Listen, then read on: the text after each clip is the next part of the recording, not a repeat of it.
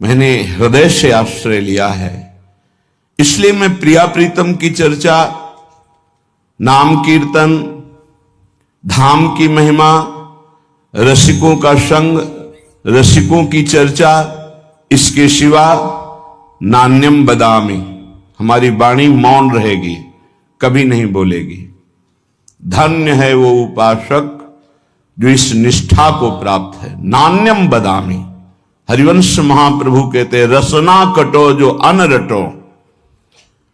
अगर प्रियालाल की चर्चा के सिवा कुछ अन्य बोलूं तो मेरी जबान कट जाए। नान्यम बदामी, देखो ये निष्ठा बिना धारण किए वाक्येंद्री पावन नहीं होगी। वाक्येंद्री पावन नहीं होगी तो उसी में विराजमान रसेंद्री भी अपावन रहेगी। रसेंद्री बिगड़ी हुई है तो जनेंद्री को शासन में ले ही नहीं सकते, अर्थात समस्त इंद्रियां आपको अपने अधीन कर लेंगी। जो इंद्रियों के अधीन होता है उससे पापाचरण बनता है, जिससे पापाचरण बनता है उसकी दुर्गति होती है। बिना निष्ठा के नहीं। निष्ठा मानो ऐसी ब्रेक है कि तत्काल उसको रोका जा सकता है। जो हमारी संसार की तरफ वृत्तियां बढ़ रही उनको तत्काल रोका जा सकता है। निष्ठा में ताकत है और किसी में। जैसे ब्रह्मचर्य की निष्ठा, उसका ब्रह्मचर्य पर महत्व हुआ और ब्रह्मचर्य निष्ठावान तो चाहे स्वर्ग लोक की अप्सरा आ जाए उसके मन में काम भोग की लालसा नहीं पैदा हो सकती। निष्ठा में ताकत है, अन्य नहीं। अन्य तो फिर मन बड़ा चंचल है, वो फिर टिकना मुश्किल, थोड़ी देर लड़ेगा फिर परास्त होकर उसी में गिर जाएगा। निष्ठावान नहीं, लड़ने की ही जरूरत नहीं, रुचि ही नहीं है, स्वाभाविक रुचि नहीं रहती निष्ठावान की। नान्यत बदामी, नहीं बोलूंगा। प्रियालाल की चर्चा, भगवत चर्चा, नाम जप, नाम कीर्तन, गुण कीर्तन, इसके अलावा मौन। अब देखो कौन उपासक इसको धारण करता है। प्रपंच की वार्ता करने में वाणी बड़ी प्रवीण है, चुगली करने में, निंदा करने में, ईर्ष्या की बातें करने में, राग द्वेष की बातें करने में, इससे बड़ा सुख अनुभव होता है, क्योंकि इसको दुर्गति करानी है उस जीव की जो इस वाक्येंद्री के अधीन हो गया है। आगे कह रहे न श्रृणोमि, श्रवणेन्द्री का बहुत बड़ा महत्व है। जो हम सुनते हैं उसका चिंतन होता है, जो चिंतन होता है वही क्रिया होती, जो क्रिया होती उसी का परिणाम होता है। कानों को बहुत संभाल के रखें, सुनने मात्र से हमारे अंदर चिंतन बनता है।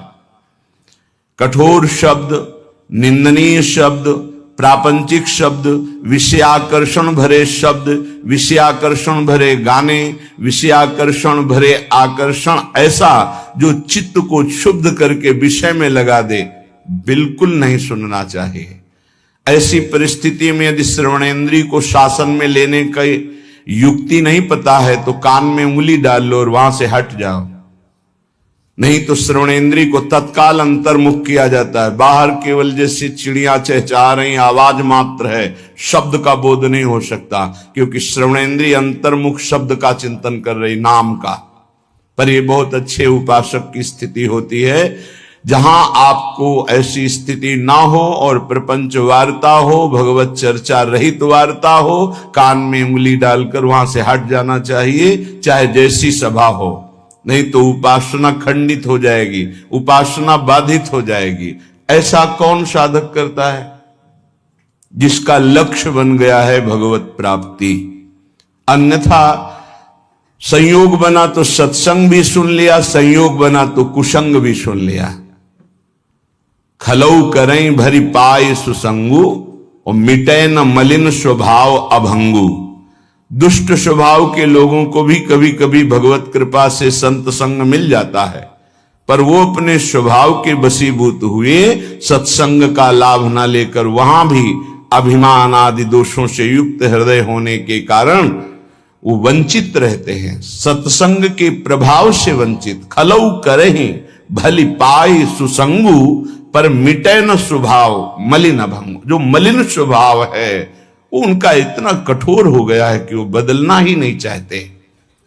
तो अपने लोग तो बड़े कृपा पात्र हैं जितने सब सुन रहे हैं, तो नान्यम बदामी, वाणी से किसी की निंदा चुगली ये मत बोलो, भगवत चर्चा करो, नाम कीर्तन करो, गुण कीर्तन करो। जो संसारिक व्यवहार व्यापार की वार्ता है, पहले राधा बोलो, मध्य में राधा बोलो, बाद में राधा बोलो और उसको समर्पित कर दो, भजन बन जाएगा, महान सुख प्राप्ति का वो कर्म बन जाएगा, वो योग हो जाएगा।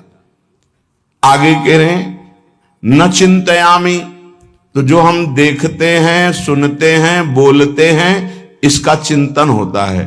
इसलिए 3 बातों को कहा है, रसना कटो जो अनरटो, निरख अन फुटो नयन, श्रवण फुटो जो अन सुनो श्री राधा जस बैन।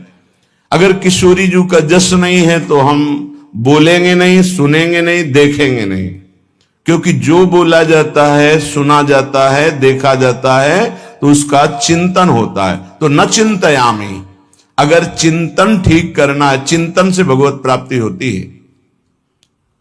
अनन्य चेता सततम यो माम स्मृति नित्यशः तस्याहम सुलभा पार्थ नित्य युक्त योगिना। भगवान अनन्य चिंतन वाले को कहते हैं मैं उसे सुलभ हो जाता हूं, मैं स्वयं सुलभ हो जाता हूं।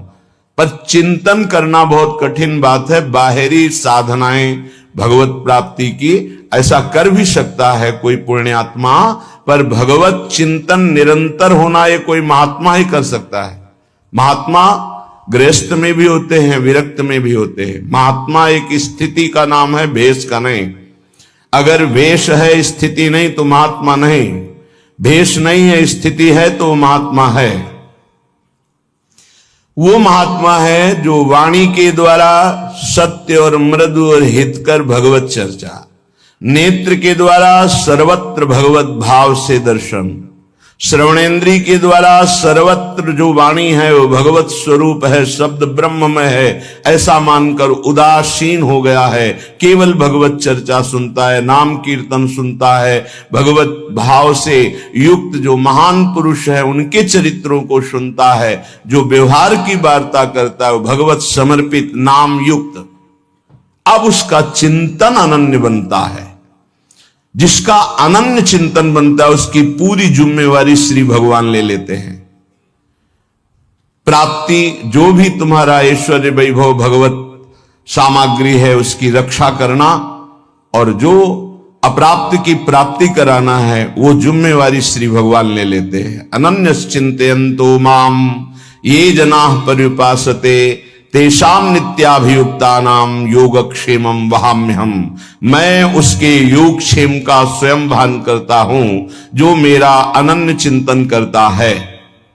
अनन्य चिंतन वही कर सकता है जिसकी वाणी पवित्र, श्रवणेन्द्रिय पवित्र, नेत्रेंद्रिय पवित्र। तो न चिंतयामी, इसके विरुद्ध हमारा कभी चिंतन नहीं होगा। चिंतन कहते हैं जो अंदर ही अंदर चलता रहता है, वो भगवत चिंतन, वो भगवत प्राप्ति कराता है।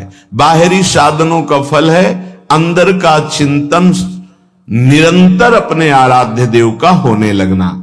तो नान्यद ब्रजामी, एक भी कदम हम भगवद विमुख नहीं चल सकते। कहां जा रहे हो, क्या करने जा रहे हो, ये कभी विचार करते हो? तुम्हारे पैर कहां जा रहे हैं, तुम्हारा लक्ष्य क्या है जाने का? ये जो पैर चल रहे हैं किस दिशा में जा रहे हैं, किस हेतु से जा रहे हैं? संभालो। संसार के मार्ग में कुमार्गगामी चरण न होने पावे तुम्हारे, नहीं तो आचरण नष्ट हो जाएंगे। आचरणहीन की दुर्गति होती है। कहां जा रहे हो? मदिरालय? रोको अपने चरण को। कहां जा रहे हो? गलत आचरण करने जा रहे हो? रोक लो अपने पैर को, वापस लौट आओ। जिस यात्रा में यात्री अपने मार्ग को नहीं पहचानता वो भटक जाता है, वो भूल भुलैया में फंस जाता है, फिर उसका जीवन पूरा नष्ट हो जाता है। ये ऐसी भूल भुलैया माया की है। एक बार इस दलदल में फंस गए, निकलना बड़ा कठिन है। सत्य मानिए, हर इंद्री का दलदल है। जनेन्द्री के भोग में फंस गए, निकलना मुश्किल। रसेंद्री के स्वाद में फंस गए, निकलना मुश्किल। नेत्रेंद्री के रूप में फंस गए, निकलना मुश्किल। ये बहुत विचित्र भगवान की माया। कहां जा रहे हैं तुम्हारे चरण, किस दिशा को, क्या लक्ष्य है, विवेक के द्वारा रोक लो। अगर सही दिशा है तो उत्साह संपन्न होकर नाम जप करते हुए जाओ। अगर गलत लक्ष्य है तो तत्काल रोक लो, जबरदस्ती वापस हो जाओ। ऐसा संग, ऐसा रंग न चढ़ने पावे कि पूरा जीवन माया में व्यतीत हो जाए। यहां निष्ठा की बात कह रहे। मैं धाम निष्ठ हूं, एक कदम भी वृंदावन की सीमा के बाहर नहीं जाऊंगा, चाहे प्राण निकल जाए, चाहे जितना भयानक पीड़ा हो, रोग हो, कष्ट हो, धाम नहीं छोड़ेंगे। सच्ची मानिए, निष्ठा में बहुत बड़ी ताकत है। बड़े बड़े चमत्कार इस निष्ठा में देखे, बड़ा बड़ा परिवर्तन देखा। जो औषधियों से नहीं होता वो धाम निष्ठा से हो जाता है। धाम निष्ठ को कभी व्याकुल होकर, रोग से पीड़ित होकर, समस्याओं से पीड़ित होकर भागना नहीं चाहिए। हर समस्या का समाधान यही हो जाएगा, क्योंकि ललीजू के जो चरण हैं वो सुरतरु काम धेनु चिंतामणि, भगवत रसिक अनन्य अली के, जावक जुत जुग चरण लली के, यही विराजमान है स्वामिनी जी। एक बार नहीं, लाखों बार की बात है। आपकी निष्ठा केवल हो तो सेकंड लगता है, सेकंड पूरा होते होते वो बात सामने होती। कितने लाखों बार की बात कह रहा हूं, सेकंड पूरा होते होते वो बात सामने होती। फाइनल में मिनट, घंटे, दिन, ये तो बहुत बड़ी बात है। सेकंड पूरा, अच्छा ये ऐसा, बस इतना सामने तब लगता है। क्या पहले व्यवस्था होती, बाद में प्रश्न होता, उसके उत्तर की पहले व्यवस्था होती, बाद में प्रश्न होता है। यहां समस्या का समाधान करने के लिए बाद में प्रार्थना होती, समस्या का समाधान पहले हो जाता है। प्रार्थना हुई तो पता चला वो समस्या ही नहीं है, उसका समाधान हो चुका है। क्यों? सुरतरु काम धेनु चिंतामणि, भगवत रसिक अनन्य अली की। स्वामिनी जी के चरणारविंद कल्पतरु हैं, चिंतामणि हैं, कामधेनु हैं। तत्काल समस्त कामनाओं को पूर्ण करने की सामर्थ्य श्री प्रियाजू के गोरे चरणारविंद में है, और वो अपने महल में यहां विराजमान है। ये उनका महल है। ऐसा कौन सा कष्ट है जो तुम्हें इतना विचलित कर दे प्यारी जू के महल को छोड़ने के लिए? ऐसा कोई कष्ट नहीं। यहां का एक प्रभाव है, बाहर भारी कष्ट से पीड़ित हो और यहां केवल आ जाओ तो आप देखोगे कलह कलेश न व्यापे ईठा, ये ठौर विश्व ते न्यारी। यहां आते ही एक उस क्लेश का समन होने लगेगा और आपको एक आनंद की अनुभूति होने लगेगी। चाहे आप मानसिक रोगी हो या शारीरिक रोगी हो, यदि आपको रसिकों का संग मिल गया और वृंदावन का आश्रय, तो आप देखेंगे कि वो आपको प्रभावित नहीं कर पाएगा। रहेगा, प्रारब्धानुसार शरीर में रहेगा, प्रभावित नहीं कर पाएगा। बड़ी अद्भुत चमत्कारमयी वृत्ति वृंदावन की। एक परिचय के थे शिष्य, उनको कैंसर हुआ। फिर उन्होंने सूचना दी कि बहुत भयानक स्थिति है, किसी भी तरह अब हम बचने वाले नहीं। जब ये सुना, उससे प्रार्थना की कि अगर आपकी थोड़ी भी श्रद्धा है तो चाहे जैसी परिस्थिति हो वृंदावन आ जाइए, बस एक बार आ जाइए आप। उसने कहा ऐसी समस्याओं में अस्पताल में भर्ती हैं ये। उनके पुत्र ने कहा आने लायक तो है ही नहीं, तुमका जाना तो है ही, फिर आ क्यों नहीं सकते? तुम जैसे बने। तो यहां एक बैठे हुए संत भगवान, वो उनको बहुत सपोर्ट किए, वो आए। ये जो सामने है वेदांत, भक्ति वेदांत, इसमें भर्ती हुए।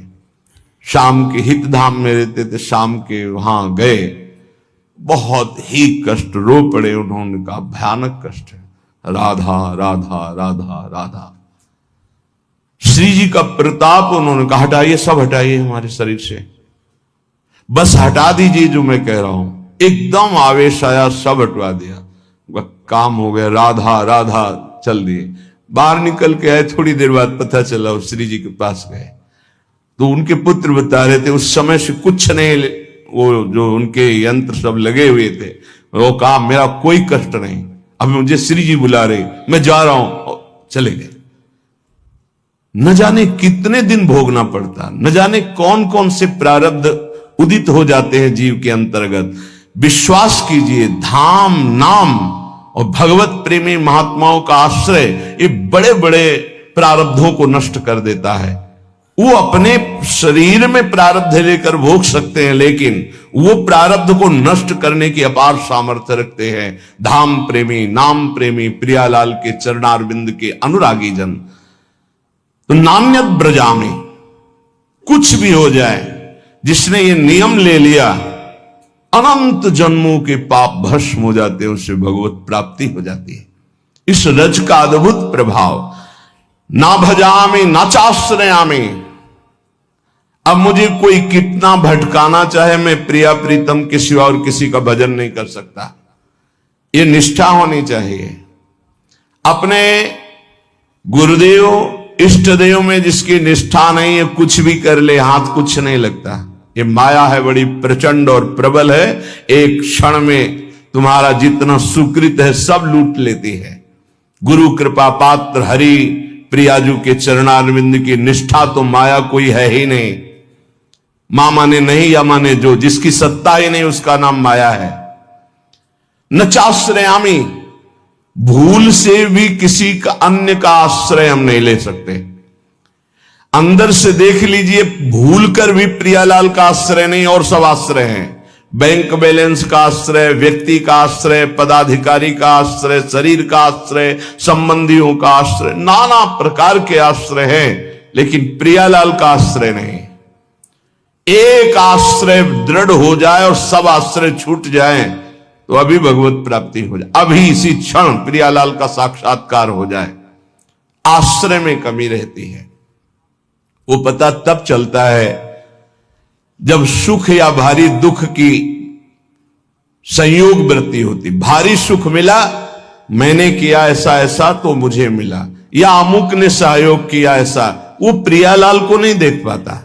भारी दुख की परिस्थिति है, अमुक को फोन करो, अमुक का परिचय उसको याद आता है, प्रियालाल का नहीं। ये अनाश्रित का लक्षण। और आश्रित का चाहे जितना सुख आवे, मेरी किशोरी जी की कृपा, वो देखता है कृपा। चाहे जितना दुख आवे, वो उसमें भी उनका विधान देखता है। मेरी लाडली जो कोई मंगल विधान कर रही, उसका कहीं किसी और की तरफ अंदर से वृत्ति नहीं जाएगी। ना चाश्रयामी, मैं किसी अन्य का आश्रय नहीं ले सकता। पश्यामि जागृति तथा स्वप्ने भी नान्यत। आहा, अन्य किसी का न जागृत में न स्वप्न में। जैसे कभी कभी कोई साधक कहते हैं हमारे स्वप्न में ऐसा ऐसा, आप ये समझ लीजिए कि आपके अंदर जो चल रहा होता है वही स्वप्न का स्वरूप मन प्रकट करता है। यदि आपके अंदर वासनात्मक स्वप्न आ रहे हैं तो आप वासना का चिंतन करते हैं, वासना का ही आश्रय लिए हैं, आप प्रभु का आश्रय नहीं लिए। प्रभु का आश्रय लिए हैं तो पक्का बड़े बड़े संत महात्मा आएंगे, भगवत चरित्र की कोई न कोई स्फुरना होगी, स्वप्न बड़ा मंगलमय होता है।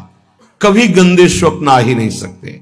जब तक गंदे स्वप्न आते हैं तो जागृत अवस्था में कुछ गंदगी आप बटोरते हैं, वो क्रिया के द्वारा हो या चिंतन के द्वारा हो। यदि जागृत का आप पूर्ण रूप से पावन समय व्यतीत करते हैं तो स्वप्नावस्था अपने आप मंगलमयी हो जाएगी। ये स्थिति पहचानी जाती है साधक की कि किस कोटि का साधक है। स्वप्न गंदे कभी नहीं आ सकते और स्वप्न आने का समय ही नहीं रहता। बहुत कम निद्रा के लिए समय दिया जाता है, तो उस समय जो होता है वो भागवतिक स्वप्न आएंगे या कोई आदेश होगा, संकेत होगा, अन्यथा नहीं। जागृत स्वप्न सुसुप्ति स्फुरत में राधा पदाब्ज छटा। यहां श्रीपाद कह रहे पश्यामि जागृति तथा स्वप्ने भी नान्यत। ना जागृत में ना स्वप्न में किंचन मात्र किसी अन्य का चिंतन, अन्य का आश्रय नहीं। स्वप्न गंदा, चिंतन आपका गंदा है, इसलिए आया है। उसे नकारिए नहीं, स्वीकार कीजिए और चिंतन को बदलिए। नहीं, जो स्वप्न है वो प्रमाणित करता है आपकी स्थिति क्या है। जैसे संसारिक लोगों के ऐसे ही कल्पनात्मक वृत्तियां वो पकड़ नहीं पाते, वही सब उसको स्वप्न में दिखाई देता है। महाभागवत जनों का स्वप्न अपने आराध्य देव का होता है। श्री राधिका रति विनोद वनम बिना हम, बिना वृंदावन के हमारा कोई अस्तित्व नहीं। धन्य है श्री वृंदावन के बिना हमारा कोई अस्तित्व नहीं, अन्य कोई आश्रय नहीं। अपना अस्तित्व वृंदावन प्रिया प्रीतम, अपना आश्रय वृंदावन प्रिया प्रीतम। इसका फल क्या होगा?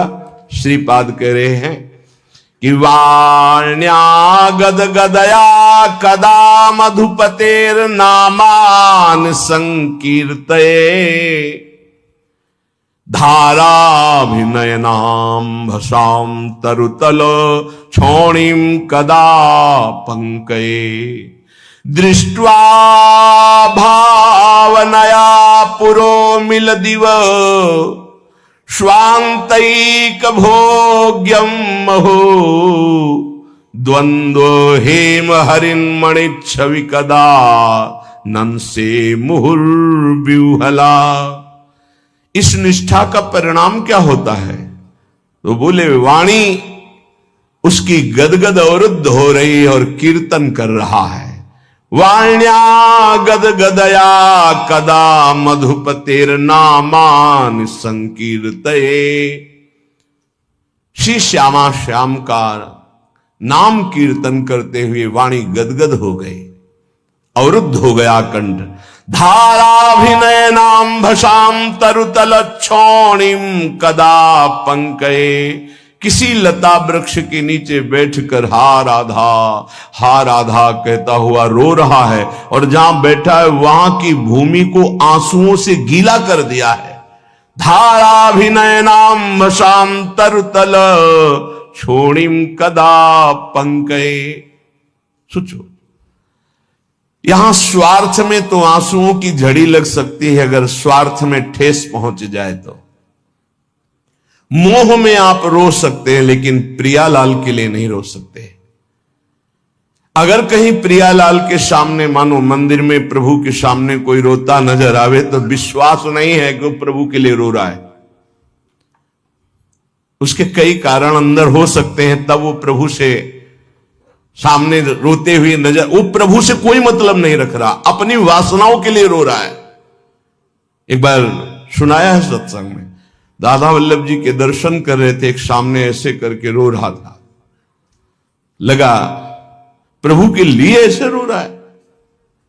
नजदीक गए, बड़ा आकर्षण हुआ। किसी के आंसू देख ले तो हृदय विकल होता है, कमजोरी होती, प्रेमी जनों की कमजोरी होती है आंसू। जब उनकी विनय में शब्द सुने तो हट गए पीछे। उनकी पत्नी बीमार होगी तो ठीक हो गई होगी, उन्होंने कहा होगा, प्रभु से प्रार्थना की होगी, उसी बात की वो याद में वसा। ये तो कोई महत्व है। प्रभु के लिए रो रहा हो, धन्य धन्य उसका जीवन। नाथ बस आप चाहिए, आप खुश रहो, आप प्रसन्न रहो, हे प्रभु, ऐसा आर्त। या हे प्रभु आप कब मिलोगे, कैसे मिलोगे, या हे प्रभु आप अपना चिंतन दे दीजिए, नाम जप दे दीजिए, ऐसा रो रहा हो। या प्रभु की कोई चर्चा चल रही, उन पे रो रहा हो, ऐसा हो, बड़ा कठिन होता है। यदि प्रभु के लिए आंसू निकलने लगे तो बहुत नजदीक पहुंच चुके हो प्रभु के, क्योंकि प्रभु का साक्षात्कार रोने वाले को ही होता है। कबीरा हंसना छोड़ दे, रोने से करी प्रीति, बिन रोए किन पाइया, प्रेम प्यारा मीत, रुरुदु सुस्वरम राजन, कृष्ण दर्शन लालसा। एक बार श्री जी ने गोपी जनों, ब्रज लीला के अंतर्गत है, गोपी जनों ने पूछा कृष्ण को रिझाने का मार्ग क्या है प्रियाजू से। तो प्रियाजू के आंखों में अश्रु थे, और श्याम श्याम श्याम श्यामेति सुंदर वरेति, मनोहरेति कंदर्प कोटि ललितेति सुनागरेति। हा श्याम, हा कंदर्प कोटि लावण्य वाले प्रीतम, हा मोहन। गोपी जनों से कहा, ऐसा पुकारते हुए आंसुओं की धार से हमारे प्रीतम को जो रिझाता है उससे भगवत साक्षात्कार होता है। हमारे श्याम सुंदर के मिलने का उपाय है आंसू। जो आंसुओं से कपोल भिगो रहा है, वस्त्र भींग गए हैं और यहां तक कि छौणी कदा पंखे, नीचे जमीन भी गीली हो गई, इतना रोता है। यह है भगवत आराधना का प्रेम फल। बड़े भाग्यशाली होते हैं जो प्रभु के लिए रोते हैं। प्रभु के सामने या प्रभु का विषय चल रहा है तो अंदर चिंतन क्या चल रहा है उसका रोने का? अंदर चिंतन यदि प्रभु का चलते हुए रो रहा तो आंसू ठीक है, वो धन्य है, नहीं तो उसका कोई खास महत्व नहीं है। बिन रोए किन पाइया प्रेम प्यारा मीत, ये प्रभु देते हैं। जिस पर तुम हो रीझते क्या देते यदबीर, रोना सिसकना तड़पना आहों की जागीर। जिस पर हे श्री कृष्ण तुम प्रसन्न होते हो क्या देते हो? बोले ये देता हूं, रोना तड़पना सिसकना आहों की जागीर। हा कृष्ण, हा कमल नयन, हा अरविंदाक्ष, हा मदन मोहन, हा प्रियाजू। और वो रो रहा है एकांत देश में। दृष्ट्वा भावनया पूरो मिलिदिव स्वांतैक भोग्यम महो।